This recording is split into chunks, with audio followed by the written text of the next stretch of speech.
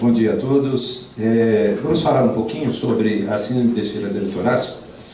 E o problema dessa síndrome é que nós precisamos ter um conhecimento inicial da anatomia, porque é tudo baseado exatamente num estreito trecho onde existe o feixe artério-venoso e nervoso também. Então esse é o grande problema, né? Na verdade, o que a gente sempre fala é que esse local, o desfiladeiro torácico, que compreende uma série de estruturas que começam na musculatura escalênica e vai em direção até ao processo retrocóraco peitoral, para vocês terem ideia, todo esse trecho tem normalmente uma tendência à compressão, não há dúvida. Só que em algumas pessoas essa compressão é mais acentuada, em outras não. E justamente os quadros são variáveis de uma pessoa para outra.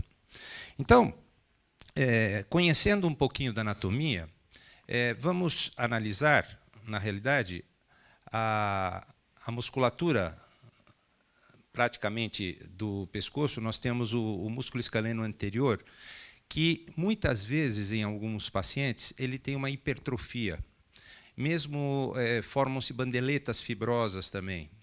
E por esse território, na realidade, passa a artéria, daqui a musculatura escalênica, né? Passa a artéria e passa o plexo. A veia não passa por dentro desse território. Então, a veia ela é anterior à musculatura. Então, nós nunca teremos compressão de veia, a veia subclávia, no caso, tá?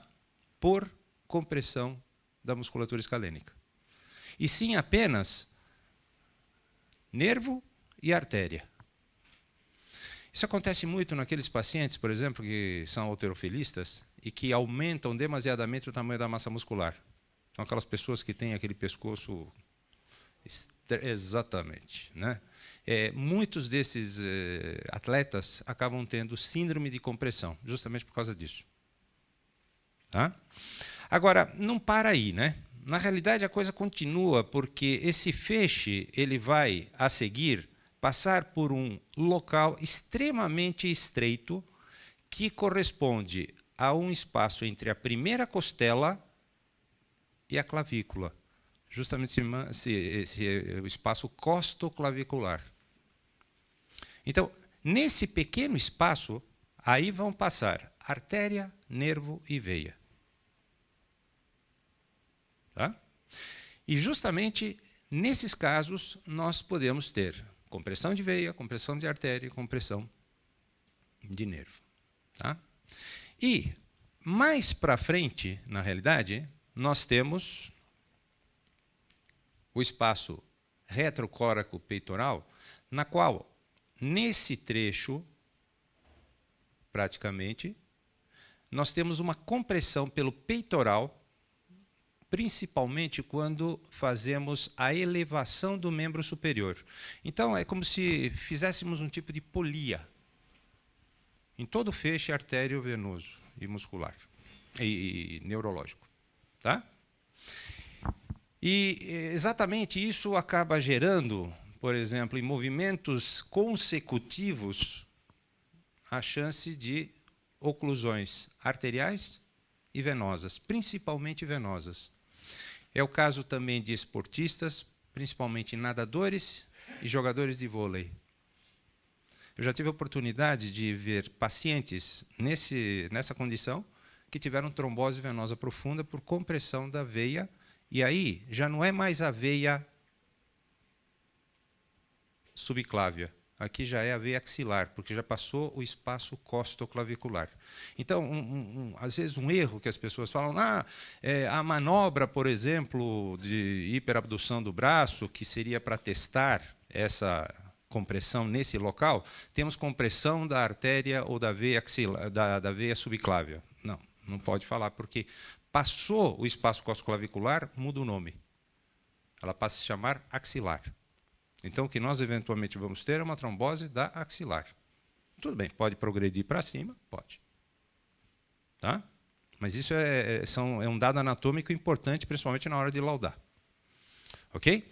Então, os 3 locais que normalmente teremos esse tipo de compressão será no triângulo intercosto-escalênico, como vimos. Não há compressão de veia nesse território, nunca. Tá? A veia passa anterior à musculatura. O espaço costoclavicular, que é aquele espaço entre a clavícula e a primeira costela, e o espaço retrocóraco-peitoral, que justamente é para comprimir artéria e veia axilar e o feixe nervoso também. Tá? Bom, na grande maioria das vezes, o exame pode ser feito com o paciente normalmente sentado, e aí você precisa justamente avaliar todo o território, ou arterial ou venoso. Normalmente, o cirurgião vascular ele pede um Doppler arterial com manobras. Tá? Com as manobras para testar exatamente compressão no território intercosto-escalênico ou costoclavicular. Eles muitas vezes não entram nem em muito detalhe, eles pedem com manobras. É muito comum, por exemplo, às vezes eles que Doppler arterial com manobras e a pessoa faz só o Doppler arterial. Não adianta, porque ele vai querer testar exatamente onde que está havendo compressão e se está havendo a compressão. Ok? Então, normalmente a gente faz com o paciente sentado à nossa frente, porque dessa forma nós temos condição de verificar exatamente todas as possibilidades de compressão nesses 3 territórios. Tá? Depois eu vou mostrar como é que é feito esse tipo de manobra. Uma coisa interessante é que, desde o início, digamos, por volta de 1940, já começou a ser descrito, em alguns trabalhos, a presença de trombose venosa em pacientes que exatamente se achava que haveria uma compressão. Isso que os métodos diagnósticos naquela época deviam ser extremamente precários, né? Mas existe até uma entidade, uma síndrome denominada de Paget-Schroeder, que, descrita em 1945, já falava em trombose venosa profunda no segmento subclávio axilar por compressão. Inclusive, muitos deles com, digamos, confirmação em autópsia, porque o paciente, por algum motivo, tinha falecido de embolia pulmonar ou qualquer coisa desse tipo. Né? Então, para vocês verem como a coisa já vem muito para trás, né? Na realidade, já se conhece essa entidade. E a trombose venosa foi uma, exatamente, das entidades mais importantes. Tá? Inclusive pelo agravamento da embolia pulmonar que pode acontecer. Mas o interessante é que, ao longo de todo esse tempo, verificou-se que, na realidade, não é somente o estreitamento que determina, por exemplo, a lesão na artéria ou na veia, ou, eventualmente, no feixe nervoso. E sim, normalmente, a associação com algum traumatismo. Então, normalmente, o que se verifica é que os pacientes começam a determinar um sintoma a partir do momento que eles têm algum tipo de traumatismo. Esse traumatismo não obrigatoriamente tem que ser um trauma efetivamente, mas lesões de movimentos repetitivos, muitas vezes. Que isso gera exatamente trauma local. Tá? Então, essa associação é uma coisa interessante, que normalmente, quando você vê, por exemplo, pacientes que tiveram alguma lesão, principalmente arterial ou venosa, normalmente tiveram uma associação com trauma. É só você pesquisar que você vai ver que ele acabou tendo. Tá? Agora, quais são as formas clínicas que a gente encontra normalmente na compressão arterial, venosa e neurológica? Existem uma série de entidades. Por exemplo, nós temos a síndrome da costela cervical. O que é essa síndrome da costela cervical? Na realidade, nós temos 12 pares de costelas. Tem pessoas que têm uma 13ª costela. E, por incrível que pareça, em vez de ela aparecer embaixo, não, ela aparece em cima. Quer dizer, se aquele espaço já era, entre a primeira costela e a clavícula, já é estreito, ainda tem mais uma costela ali. E essa costela pode ter variações, como vocês vão ver mais tarde. Você pode ter trechos pequenos, como você pode ter uma costela completa, articulada, inclusive. Tá? Nós temos também a síndrome chamada síndrome da primeira costela. O que é essa síndrome da primeira costela? Na realidade, Lembram do espaço costoclavicular, clavícula e primeira costela? Tem pessoas, por exemplo, que têm a primeira costela mais espessa, mais larga, na realidade. Então, você imagina que se ela é mais larga, o espaço por onde vai passar o feixe fica mais reduzido. Tá? Nós temos a síndrome dos escalenos, que foi o que eu comentei com você exatamente, naqueles pacientes que principalmente são atletas, que têm aquele pescoço, como você mesmo falou, taurino, né? Aquele pescoço alargado, né? Bem hipertrofiado. Né? Nós temos a chamada síndrome costoclavicular, que é exatamente quando a compressão ocorre ou em decorrência, por exemplo, de desabamento até da musculatura. Por exemplo, tem pessoas que, ao longo do tempo, elas vão perdendo musculatura e perdem a capacidade de se manter eretas, e isso diminui o espaço costoclavicular. Esses casos até são até de melhor evolução, porque normalmente a fisioterapia acaba melhorando a postura dessas pessoas. Inclusive, hoje em dia está se falando muito dessa síndrome associada com o uso constante do celular, onde as pessoas estão constantemente com o pescoço abaixado. Isso está aumentando exatamente a incidência de complicações cervicais e, inclusive, costoclaviculares. Tá? Nós temos a síndrome da hiperabdução, que, por exemplo, é aquele indivíduo que ele no ônibus ou no metrô, ou em algum lugar, ele está e a mão começa a adormecer. Porque é exatamente quando você faz a hiperabdução do braço. É só levantar o braço um pouco que ele já começa a sentir formigamento. Tá? Então, são, como eu falei, tem várias. Síndrome da oclusão venosa, que é, no caso como eu falei, de traumatismos constantes num jogador de vôlei ou num nadador, que faz esses movimentos de praticamente rotação constantes. A síndrome da chicotada, por exemplo, isso acontece muito, inclusive, no carro, né? Quando você, por exemplo, dá uma freada muito intensa e o pescoço vai e volta. Isso pode, muitas vezes, lesionar também nervos na região cervical e no espaço escaleno e costoclavicular também. Tá? Inclusive, até com lesão da artéria vertebral. Tem casos de trombose de artéria vertebral descritas por causa da síndrome da chicotada, para vocês terem ideia. Tá? Então, são N síndromes. Né? Essas são aquelas mais conhecidas, né? Digamos assim. Quais são os principais sintomas? Então, uma coisa interessante é que, na grande maioria dos pacientes, os sintomas encontrados nessas compressões não são de origem nem venosa e nem arterial, são de origem neurológica. 95% dos casos é sintoma neurológico. É gozado, né? A gente tinha a ideia de que o problema arterial e venoso é o mais comum. Não, não é. É o neurológico. Tá? E muitas têm o quê? Os sintomas são bizarros. Dor, né? Uma dor intensa na região cervical, às vezes irradiando para o tórax, para as costas, para a escápula, irradia para o membro superior. Tem pessoas que têm cefaleia occipital por causa desse tipo de... que são até confundidas até com quadros de enxaqueca.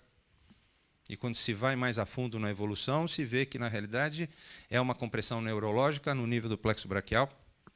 Tá? Um sintoma muito característico é a parestesia, principalmente do quarto e quinto dedos, por causa da compressão das raízes do nervo ulnar.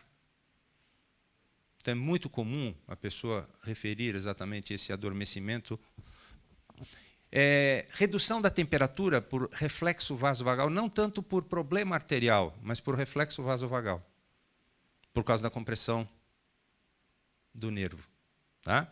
Então, nós temos muitas vezes redução da temperatura, palidez também, por reflexo vasovagal.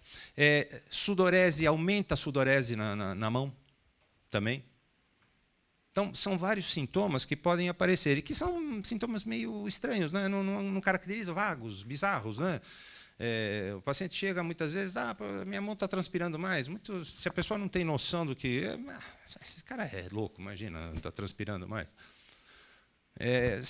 Por isso, precisa investigar. E, muitas vezes, a causa disso está na compressão neurológica no nível do plexo braquial. E fenômeno de Renault. Principalmente fenômeno de Renault unilateral. Então, sempre deve ser pesquisado compressão, nesse caso. Tá?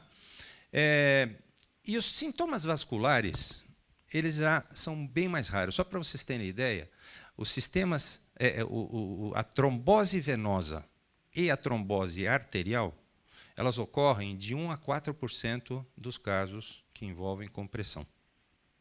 Então, é bem mais raro do que, eventualmente, a parte neurológica. E trombose venosa também no membro superior, sempre pesquisar exatamente isso, porque não é comum, a não ser que o paciente, obviamente, tenha sido submetido, por exemplo, a passagem de catéter ou de um pique, alguma coisa que, eventualmente, que originou, quer dizer, foi o fator desencadeante dessa trombose, né? Tá? Por exemplo, muitas vezes coloca-se o PIC, né? Você sabe o que é o PIC, né? É um catéter que hoje em dia se coloca para justamente pacientes que têm dificuldade de veias para dar soro, medicamentos, essas coisas. Você passa um catéter por uma veia superficial. E esse catéter ele é colocado na região central. E aí você injeta toda a medicação por ali. Antigamente a gente passava intracate, né? Lembra? Não se passa mais intracate, porque o intracate tem uma quantidade absurda, né, de complicações, né? O PIC não tem problema. Você disseca uma veia, faz uma pequena dissecção e passa esse catéter. Tá? Se escreve PICC, PIC. Eu estou falando porque muitas vezes a gente pode receber... Ontem mesmo eu recebi um paciente escrito assim, avaliar o PIC. Então, se a pessoa... né, não sabe o que quer dizer isso, fica perdido, né? Mas isso é extremamente comum hoje em dia nos hospitais. E quem passa esse pique é exatamente o cirurgião vascular. Tá? Então, nesses casos, pode eventualmente ter uma trombose venosa ou coisa desse tipo, principalmente quando se colocam esses catéteres dentro das veias, né? Eu falei para vocês das principais formas clínicas, né? Então, quando se tem, por exemplo, costela cervical e anomalia da primeira costela, a anomalia da primeira costela é, por exemplo, uma costela mais alargada, né? Tá? Isso é o mais comum. O que acontece? Esse espaço, na realidade, ele fica extremamente mais estreitado. E os sinais e sintomas vasculares começam a surgir, só que numa porcentagem, como eu disse para vocês, bem baixa. Na realidade, o aparecimento de sintomas em pacientes que têm costela cervical, tem gente que tem, nem sabe que tem, nunca vai saber, vai morrer sem saber. A não ser que faça um raio-x de tórax e seja visto por alguém, tá? Ou uma tomografia de tórax, no caso. Mas os pacientes têm sintomas quando tem costela cervical e primeira costela anômala em 1 a 4,5% dos casos. É pouco, né? Pouco sintomático, na realidade. As lesões arteriais, normalmente, estão associadas às anomalias ósseas, como primeira costela anômala e costela cervical. Dificilmente se tem lesão arterial sem, digamos assim, traumatismo por uma anomalia óssea. Dificilmente. Na grande maioria é decorrente de compressão. Só para você ter ideia, tem trabalhos mostrando que 90% dos casos que foram encontrados de lesão arterial, que já são pequenos, um número de casos pequenos, apresentavam todos eles anomalias ósseas. E as costelas cervicais, elas têm uma classificação, né? Em tipo 1, tipo 2 e tipo 3. O tipo 1 é um segmento pequeno de costela cervical. Normalmente, esse segmento pequeno nunca causa lesão arterial. Ele dá sintomas neurológicos. Tá?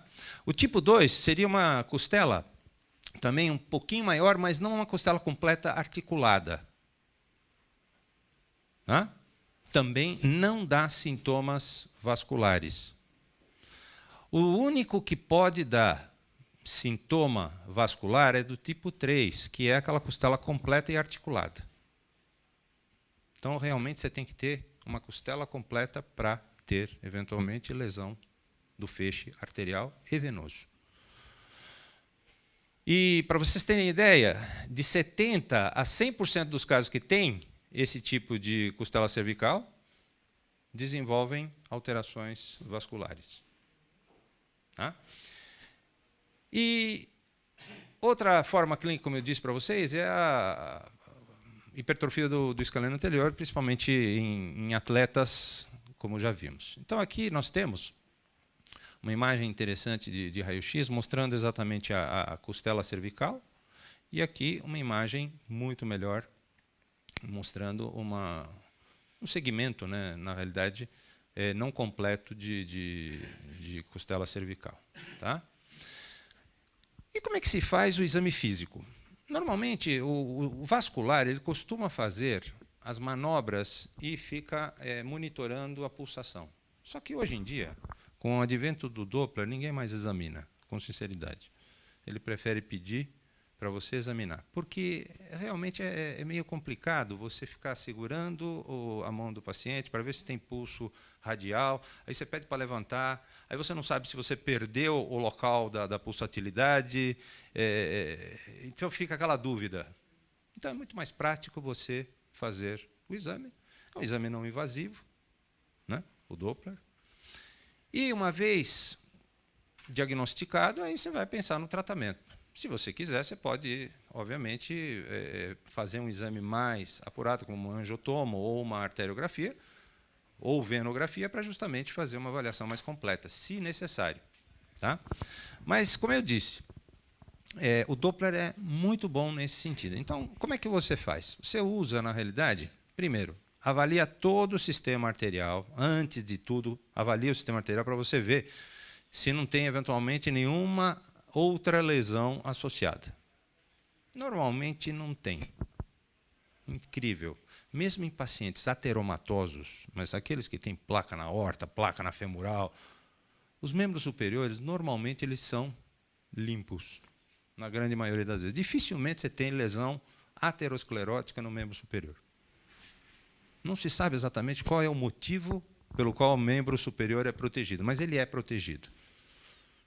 Inclusive até de lesões. Para vocês terem uma ideia, a lesão na artéria braquial, vamos supor, trombose da braquial aguda, raríssimas vezes uma pessoa vai perder um dedo da mão, ou a mão. Agora, liga a artéria poplítea, que é o equivalente à braquial, agudamente. A pessoa perde a perna. Incrível. É uma coisa incrível. Por isso que eu disse, na grande maioria das vezes, não se vê nada. Mas é bom dar uma olhada. Né? Uma vez feita a avaliação, você deixa o paciente sentado na sua frente, e aí você ensina os movimentos que ele vai ter que fazer antes do exame. Então, um dos movimentos é exatamente a manobra dos escalenos, né? Como é que se testa essa manobra dos escalenos? Normalmente, você pede para o paciente rodar o pescoço para o lado onde você está examinando. Tá? Porque isso gera uma compressão através da musculatura escalênica. Então, se ele tiver uma hipertrofia, ele pode ter compressão. Tá? Eu costumo sempre pedir para o paciente fazer a rotação, porque aí você vai vendo se muda alguma coisa. Joga para um lado, joga para o outro. E aonde que você examina? Normalmente na transição subclávia axilar é o melhor lugar. Porque tentar pegar a subclávia é complicado, porque a subclávia ela fica. O melhor acesso não é pela porção infraclavicular, é pela porção supraclavicular. Então, o paciente se mexe, bate no transdutor. Então, você pega logo a seguir digamos, da transição costoclavicular. Então, a transição subclávia axilar é um excelente local, porque se tiver compressão, você vai ter repercussão imediata naquele segmento. Tá? Então, aí você vê exatamente, com a movimentação do pescoço, se há alguma mudança no padrão de velocidade. Você deixa o espectro ligado e vai vendo. Tá? Segunda manobra, essa você também tem que ensinar ao paciente, porque muito paciente não sabe fazer. É a manobra costoclavicular. Como é que se faz? Você pede para o paciente fazer movimento para trás. Nos livros está descrito o movimento de sentido, mas muita gente não fez exército, não tem nem noção de como é que é. Né? Então, você fala para ele fazer o seguinte, uma forma interessante é pedir para ele fazer o movimento quando ele está com uma mochila nas costas. Quando a gente põe a mochila nas costas, obrigatoriamente você faz isso. E, ao fazer isso, você levanta a primeira costela sobre a clavícula. Então, se tiver compressão na transição subclávio axilar, com essa manobra, vai desaparecer a pulsatilidade. Tá? Então, é a manobra da mochila. Tá? Pede para o paciente fazer isso. E terceira manobra, que também se pede para se fazer, mas aí já é para testar mais aquele espaço que eu falei para vocês, o espaço retrocóraco-peitoral, que é a hiperabdução do braço. Na realidade, a hiperabdução consiste em você deixar o braço a 90 graus, tá? E jogar para trás, sem jogar o tórax. Tá? Esse é o movimento ideal de se fazer. Tá? Tem outras manobras que você vai atrás, pede para o paciente ficar, você aperta, mas normalmente essas três já determinam muito bem se tem uma compressão em algum desses trechos. Tá? Não precisa identificar por nome se é manobra de Addison, se é manobra de X, de Y. Não precisa. Você simplesmente identifica manobra de rotação do pescoço, manobra costoclavicular e manobra de hiperabdução do braço. Ponto final. E aí, se houver mudanças no padrão espectral, tá? Com certeza você terá uma compressão. É muito comum, por exemplo, o paciente, quando ele faz isso aqui, desaparece o pulso. Aí você começa a pedir para ele abaixar devagar. Conforme ele vai abaixando, começa a aparecer. Então você até fala para o paciente, olha, daqui para cima você nunca mais levanta o braço. Porque cada vez que você levanta, você está comprimindo a artéria, está mastigando a artéria. E qual é o grande problema de você ficar mastigando a artéria e a veia? Que você lesa a íntima. Né? Você acaba lesando a íntima. E lesão de íntima é trombose, tanto venosa quanto arterial. E muitas vezes esse trauma constante gera formar até aneurismas pós-estenóticos, né? Porque você cria áreas de estenose e, por causa da força de cisalhamento do sangue nesse local de estenose, criam-se aneurismas. Então, é descrito a presença de aneurismas pós-estenóticos na síndrome de compressão. Tá? Para vocês terem ideia.